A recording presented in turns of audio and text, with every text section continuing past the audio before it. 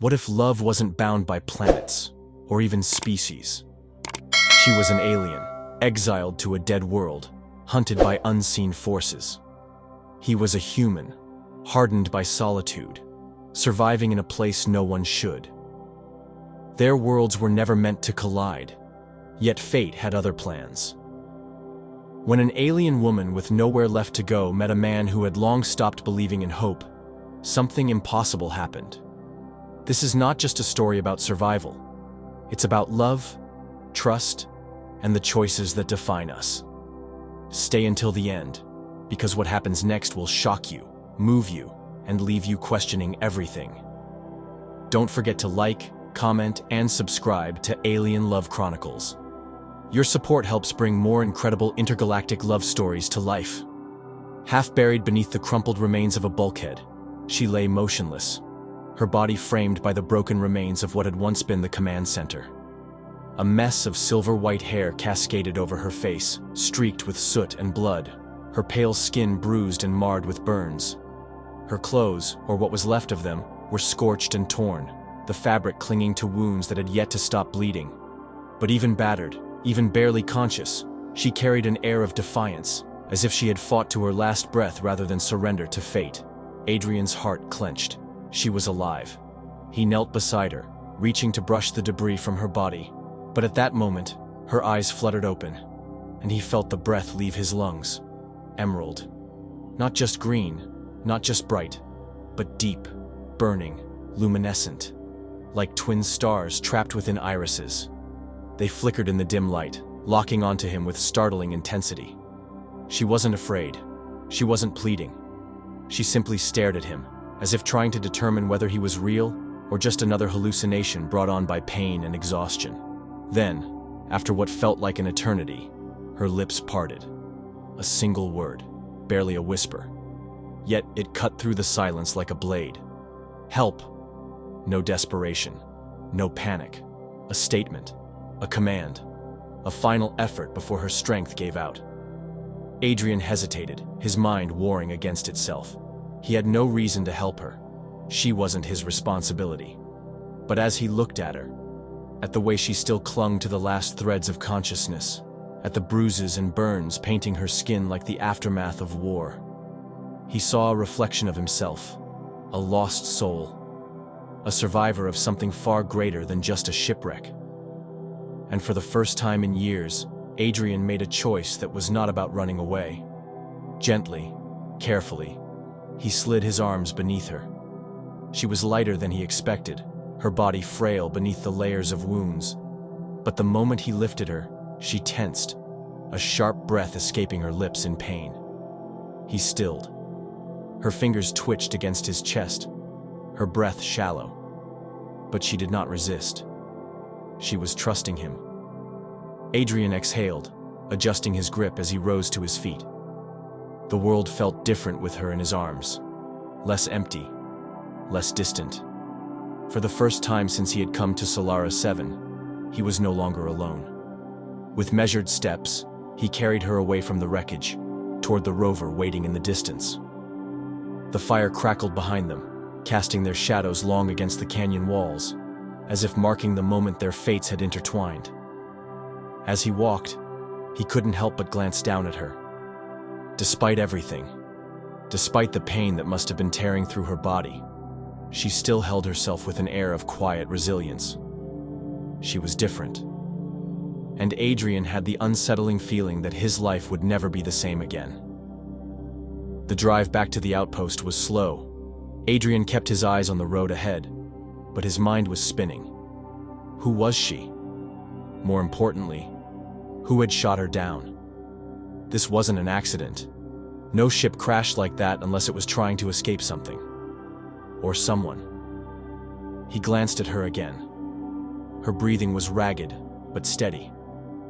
A thin line of blood trailed from her temple, vanishing into the silver strands of her hair.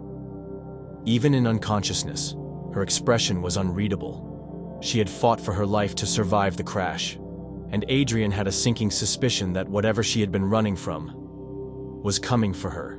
And now, by choosing to save her, it was coming for him too. The storm outside had settled. The twin suns of Solara 7 had begun their slow ascent beyond the jagged horizon, casting eerie streaks of violet and lilac across the desert sands. In the quiet of dawn, Adrian sat at the small workstation inside his outpost, his hands still covered in the remnants of blood and ash. Across the room, Selena lay motionless on the medical cot. Her breathing had steadied, but every so often, her expression would tighten, as if the pain still gripped her even in unconsciousness. Adrian should have been relieved. He had managed to stabilize her, to keep her from slipping away into the void. That should have been enough. And yet, the unease gnawed at him. Because this woman, who had fallen from the sky, half dead, yet radiating an aura of defiance even in her weakest moment, was more than just a survivor. She was running from something. And if the wreckage of her ship was any indication, it was something that wouldn't stop chasing her. Adrian had retrieved what little he could from the crash site before bringing her here. Most of the vessel had been reduced to twisted metal, melted wiring, and charred debris. The blast had obliterated nearly everything of value, almost everything. Adrian's fingers tightened around the device he had found. It wasn't large, barely the size of his palm, yet it pulsed with an unnatural glow. A fragment of crystalline energy, suspended in mid-air, hovering an inch above his outstretched skin. The wind whispered through the ruins, carrying the scent of scorched metal and decay. Rain moved carefully, her boots crunching against the loose gravel, each step measured, each breath controlled. The encounter with the Duskborn had drained her, but stopping wasn't an option. Erebus wasn't a place that granted second chances. She needed to find shelter before the temperature plummeted, before whatever else lurked in the shadows decided to strike. Then, she saw it. A flicker of motion on the horizon, barely visible through the swirling dust. It wasn't like the creatures she had encountered before. This movement was calculated, measured, not the erratic lunges of something mindlessly hungry. Whoever it was, they weren't stumbling. They weren't lost. They moved like a predator. Her grip tightened on the makeshift weapon in her hand. The metal was still slick with the blackened blood of the Duskborn, but it was dull and fractured, barely more than a shard. It wouldn't be enough if this turned into a fight. She needed to know what she was dealing with. Rain ducked behind the remains of a collapsed structure, her breath steady, heart hammering against her ribs. She peered through the gaps of the crumbling wall, watching as the figure approached. He was tall, broad-shouldered, his movements fluid and deliberate, as if he had been here for years, as if he belonged here.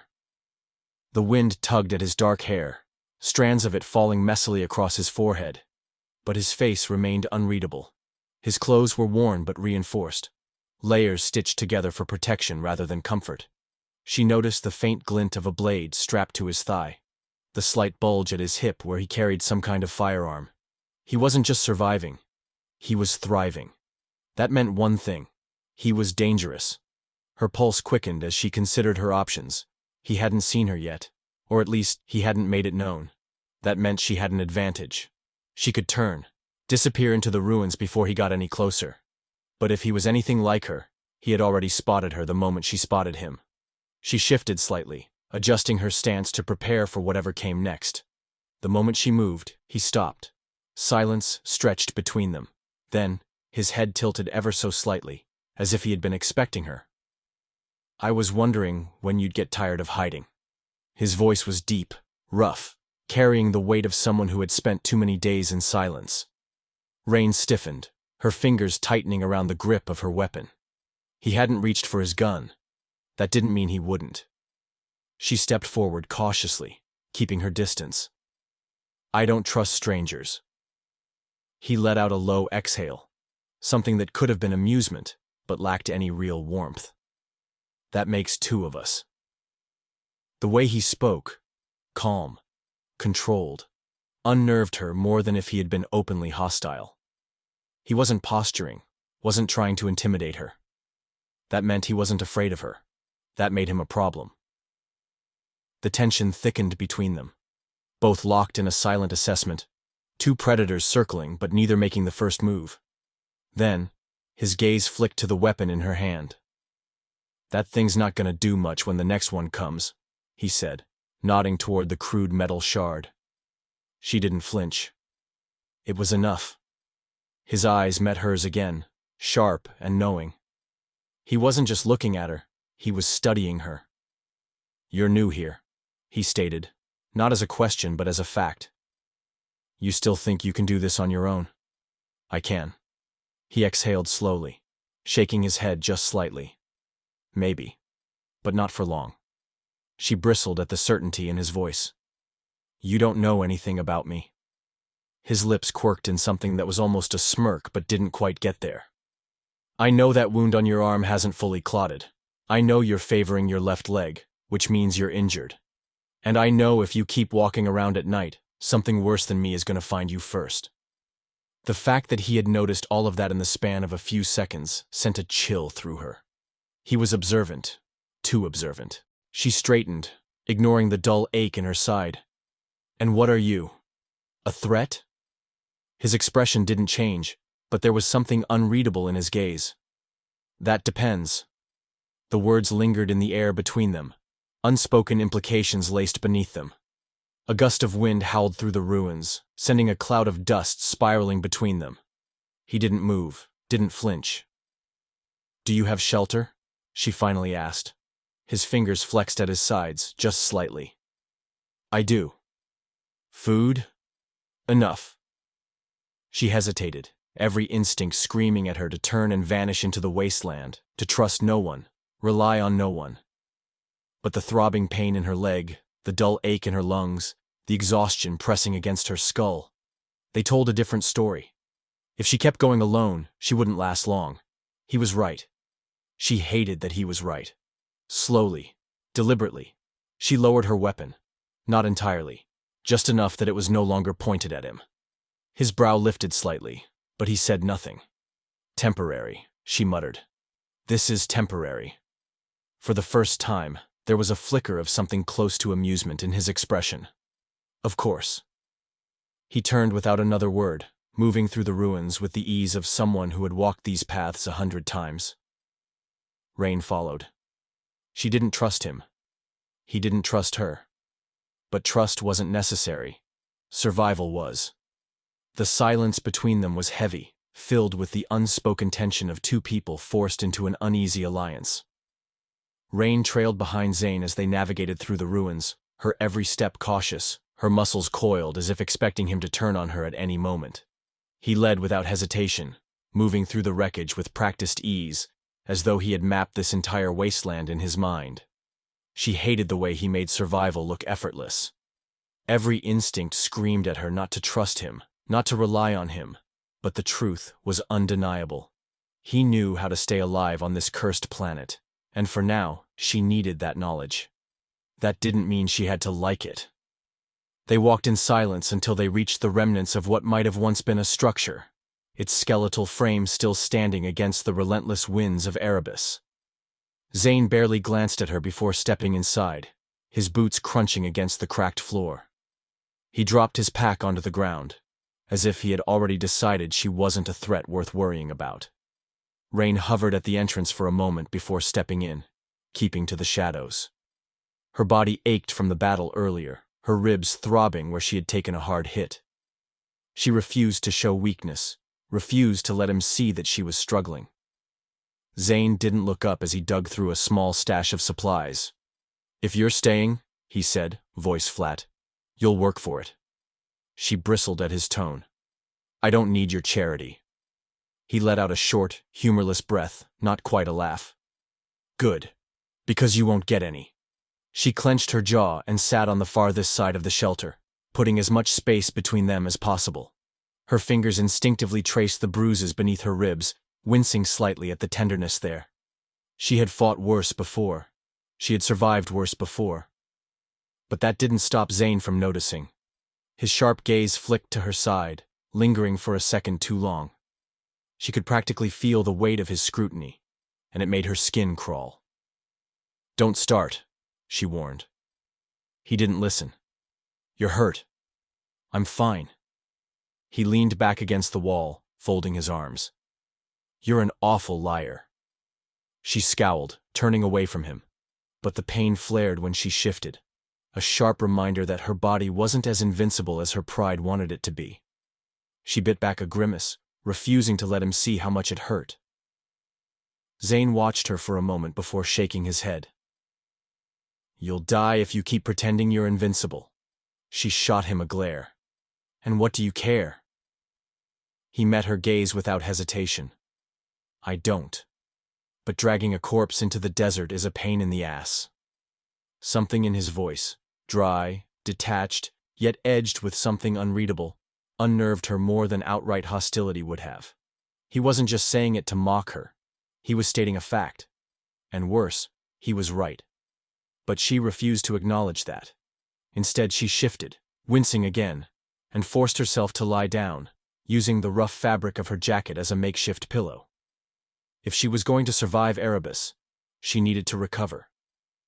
The last thing she heard before sleep took her was the quiet sound of Zane sharpening his knife, the steady rhythm somehow more reassuring than she wanted to admit. When she woke, the temperature had dropped significantly. The fire Zane had built was still burning, casting flickering shadows against the walls. She pushed herself up, blinking away the exhaustion, only to find Zane slumped against the opposite wall, his breathing shallow, sweat beading along his brow. His usually sharp eyes were half-lidded, unfocused. It took her half a second to realize what had happened. Fever. The infection from whatever wound he had been ignoring had caught up with him. Rain hesitated. She could have ignored it, let him deal with it himself. He certainly wouldn't have spared her the effort if their positions were reversed. But something about seeing him like that, his strength stripped away, his breath labored, made something uncomfortable coil in her chest. She moved before she could think too hard about it. Kneeling beside him, she reached for the small stash of supplies he had, digging through them until she found what she was looking for, something to clean the wound. Zane stirred as she peeled back the fabric of his shirt, revealing the deep gash along his side, now red and angry with infection.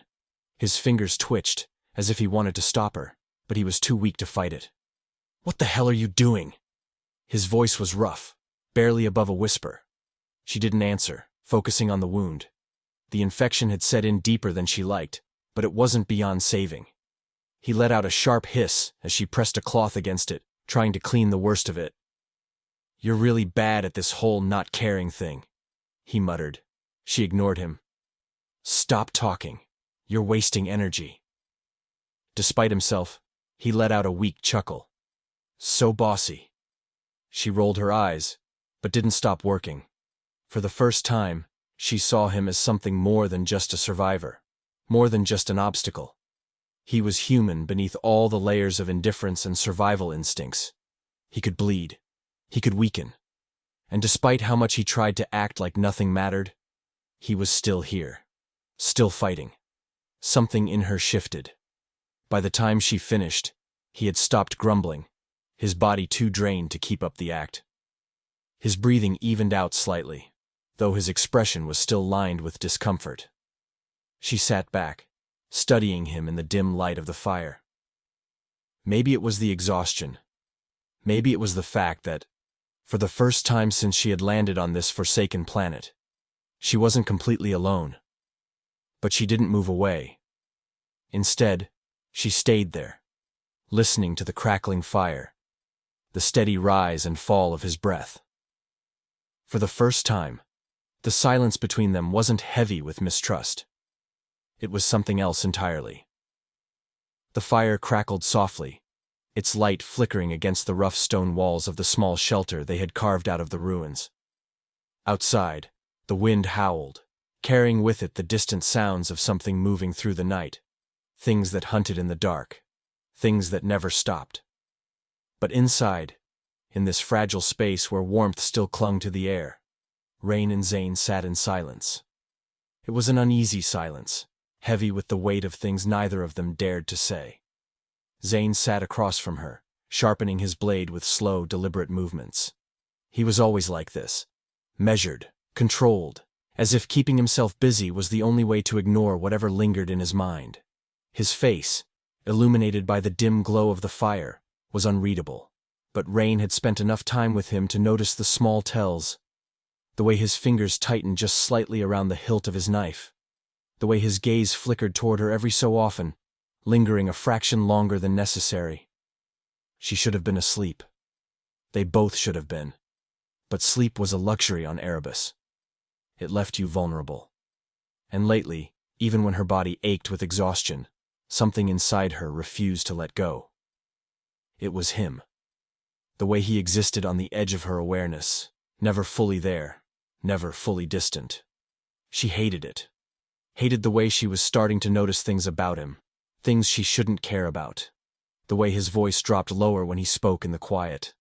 The way he never used more words than necessary. But when he did, they always seemed to matter. Do you regret it?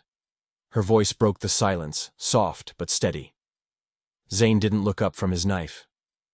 Regret what? Whatever got you sent here.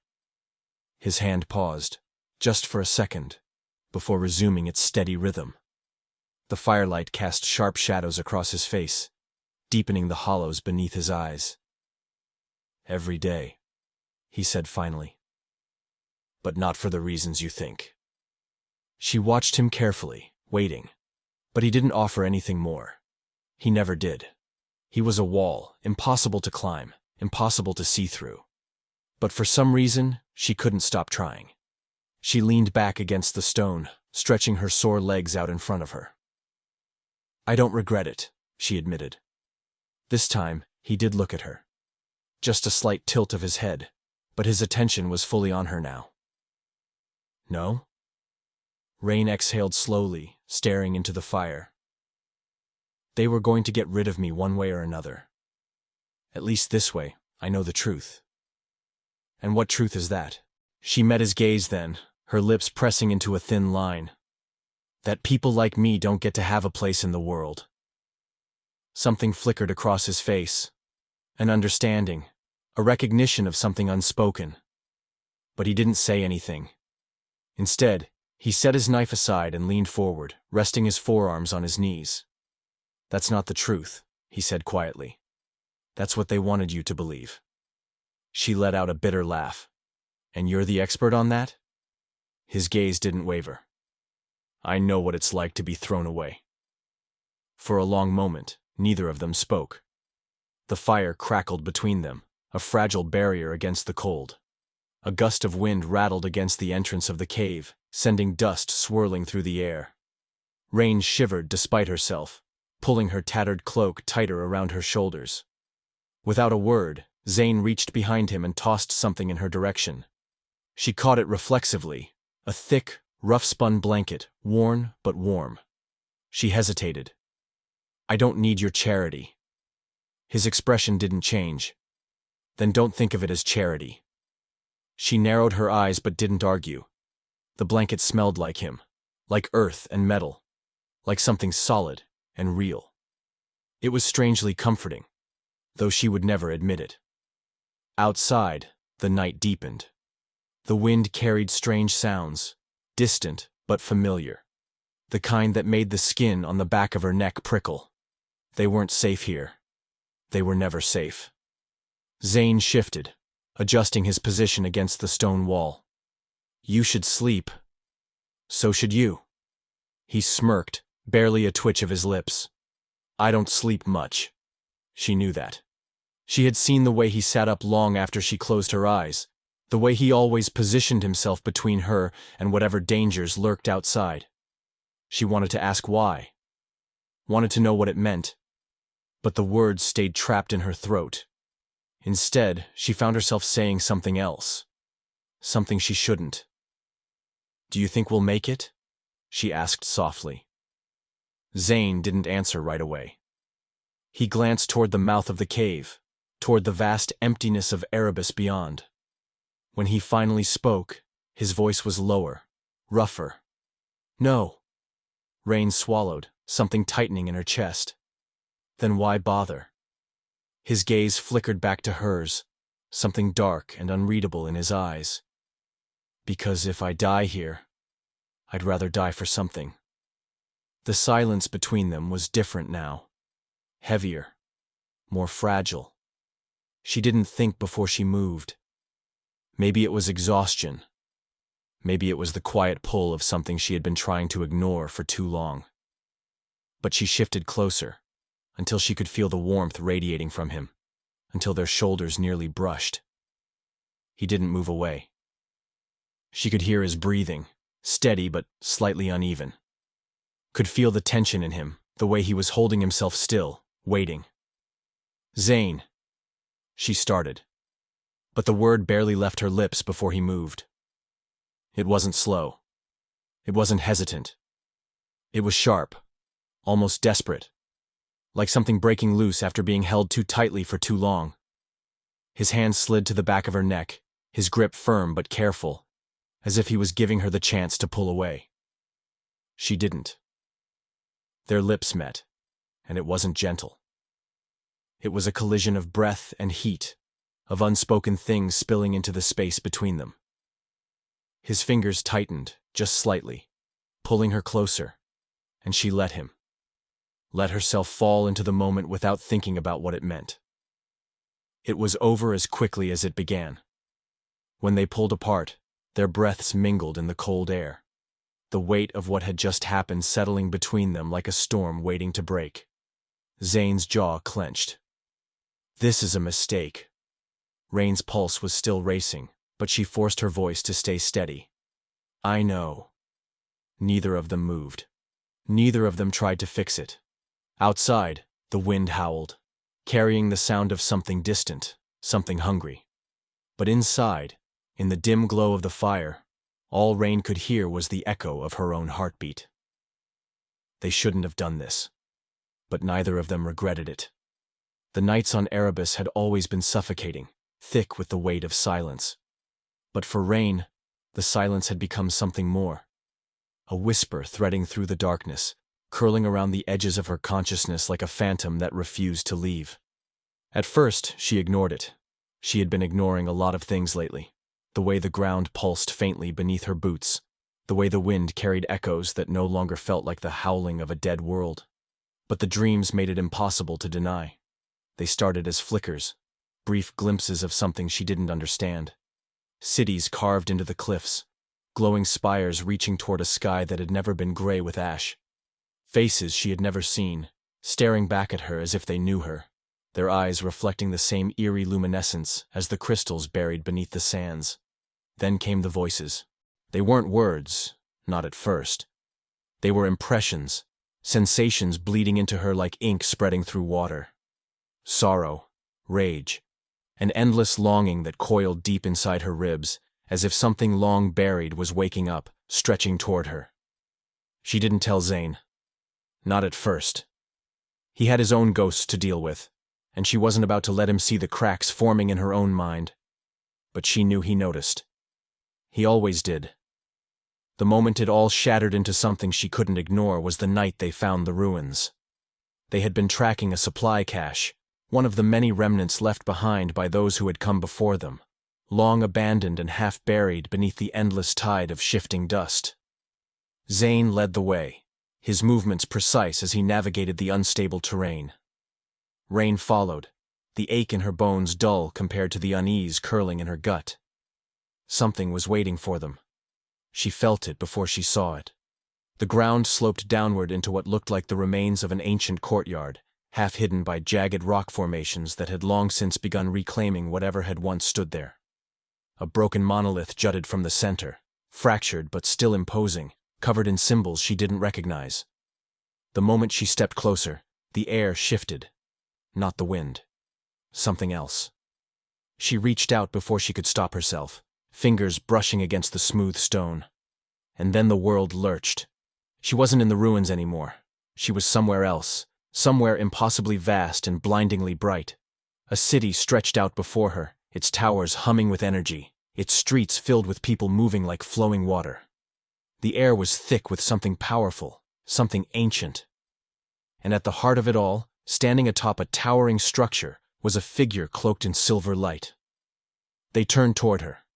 She couldn't see their face, only their eyes, glowing with the same strange luminescence that had haunted her dreams.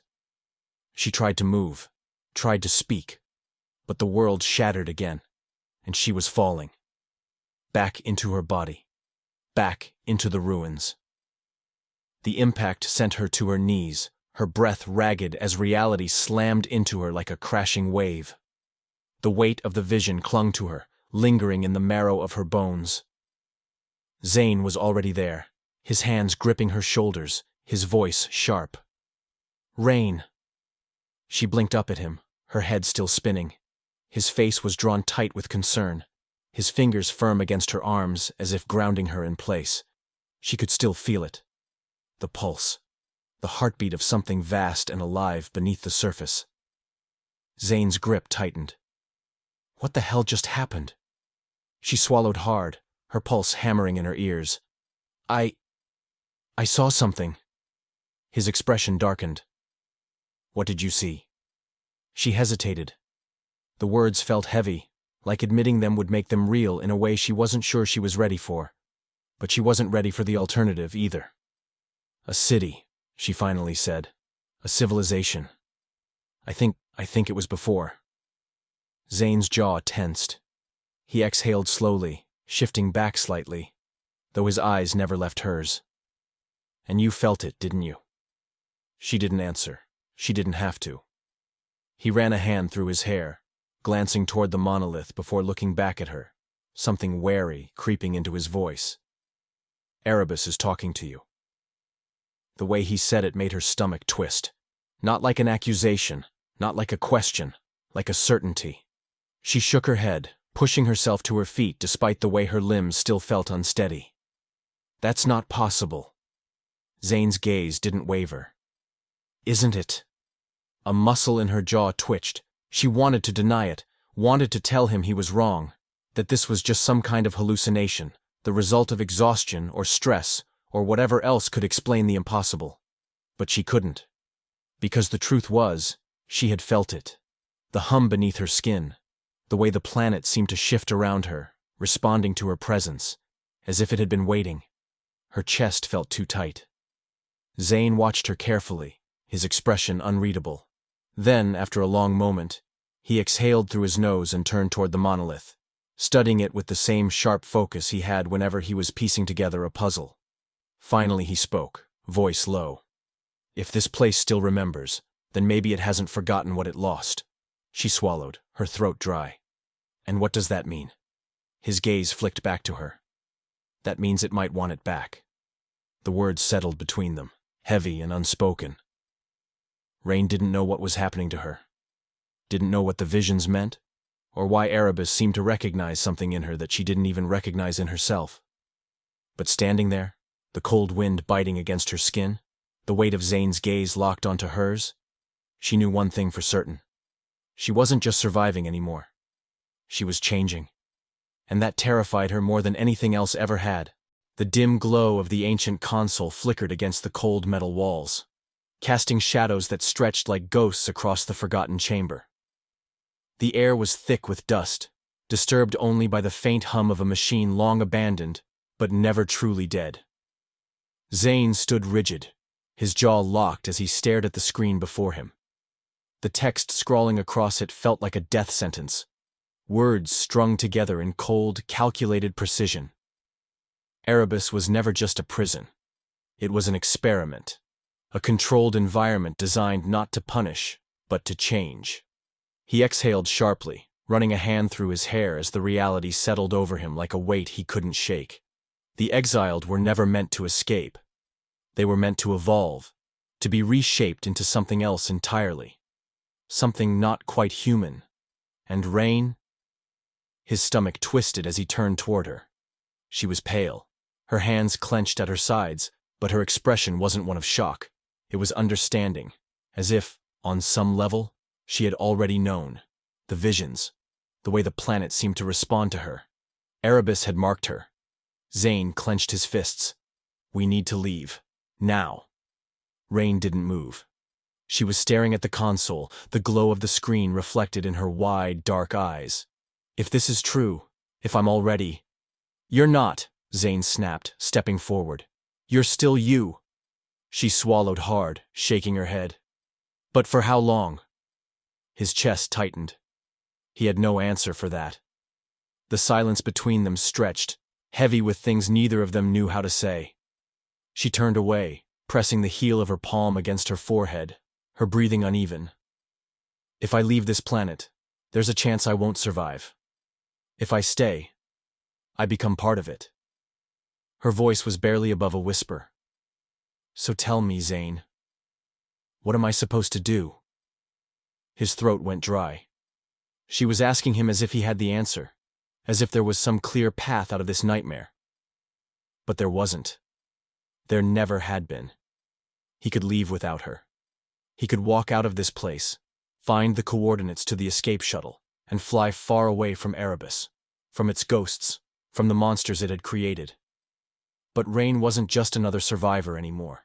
She wasn't just some stranger he had been forced to tolerate. She was the reason he still fought. The reason he hadn't let this place hollow him out completely. The thought of leaving without her. He took a sharp breath, closing the distance between them. When she looked up, he saw it. The fear. The quiet, desperate fight not to fall apart. And he hated that she was fighting alone. His hands found her face, rough fingertips brushing against her skin, as if memorizing every inch. Her breath hitched, but she didn't pull away. If you're staying, he murmured, his voice low, raw, then so am I. Her lips parted, her eyes searching his like she was trying to find the lie. But there wasn't one. Her hands came up, fingers curling into the fabric of his jacket, gripping tight. Zane! He didn't let her finish. He kissed her. It wasn't soft. It wasn't gentle. It was desperate, fierce. A collision of breath and heat and everything they had never said aloud. His arms wrapped around her, pulling her close, grounding her in the only thing that still felt real. She melted into him, responding with the same urgency, as if this was all that mattered. Because right now, it was. When they finally pulled apart, their foreheads rested together, their breaths uneven, their bodies still tangled in the space between decision and destruction. His fingers trailed down her jaw, his voice rough. We'll find another way. She let out a soft, broken laugh. There is no other way. There's always another way. His grip on her tightened. We get to decide what happens next, not them. She swallowed, something shifting behind her eyes. A new kind of determination. For the first time since stepping onto this planet, she wasn't just surviving. She was fighting for something worth saving.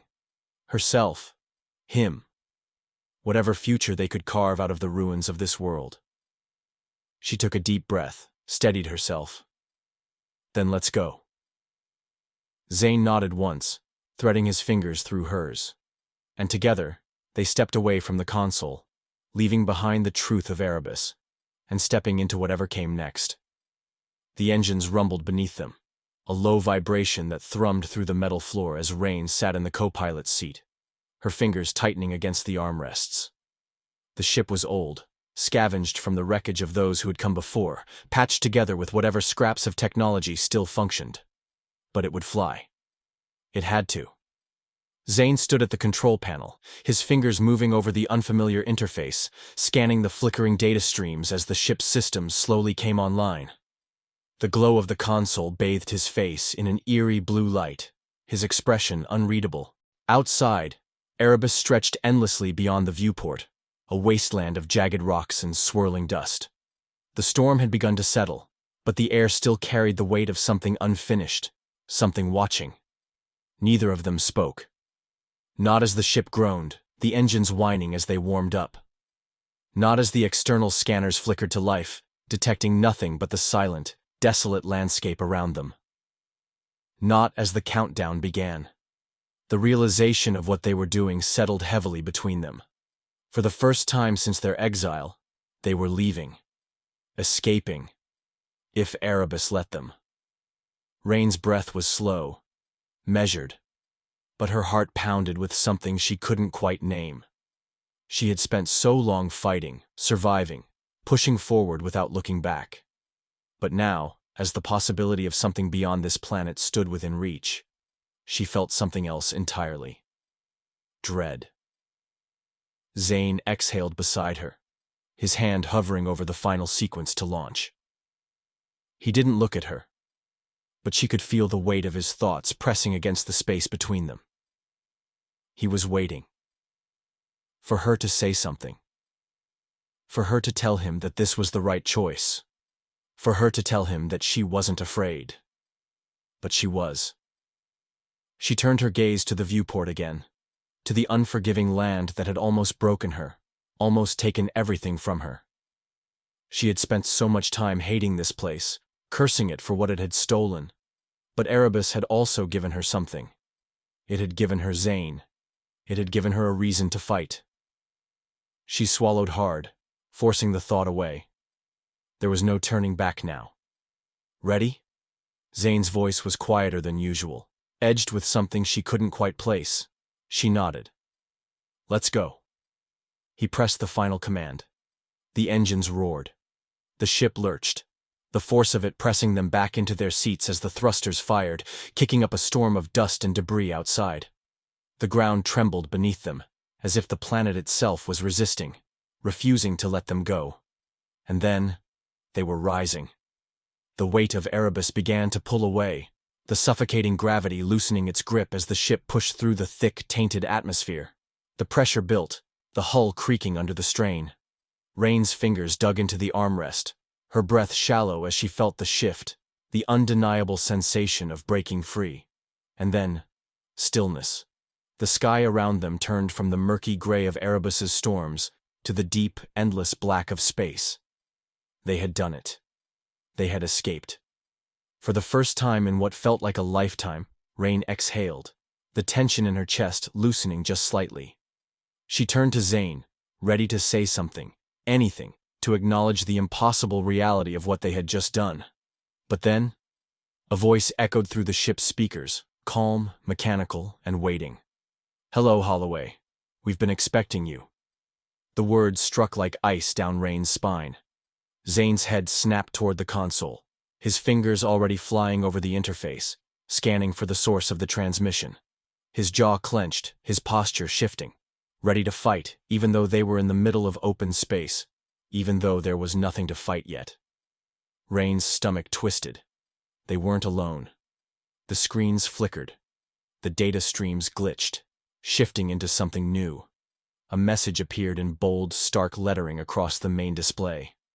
Exiles are never permitted to escape. The ship's controls locked. The engines faltered, power surging erratically through the system as warning signals blared, flashing red across every screen.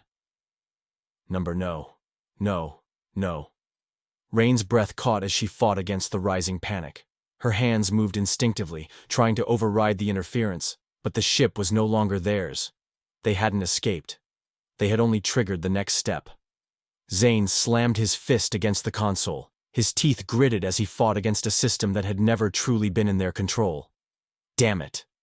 The voice returned, steady, indifferent. "Your journey is over." A sharp jolt rocked the ship, sending Rain forward against her harness. She barely managed to brace herself, the entire vessel shuddering as if something unseen had taken hold of it. Outside the viewport, the vast emptiness of space rippled, shifting unnaturally, as if reality itself was bending around them. Something was waiting for them. Something they had never seen. Something they were never meant to understand. Rain's pulse thundered in her ears. She turned to Zane, her voice tight. "What do we do?" His expression was unreadable, his fists clenched, his breath slow but controlled. He had been ready to die on Erebus.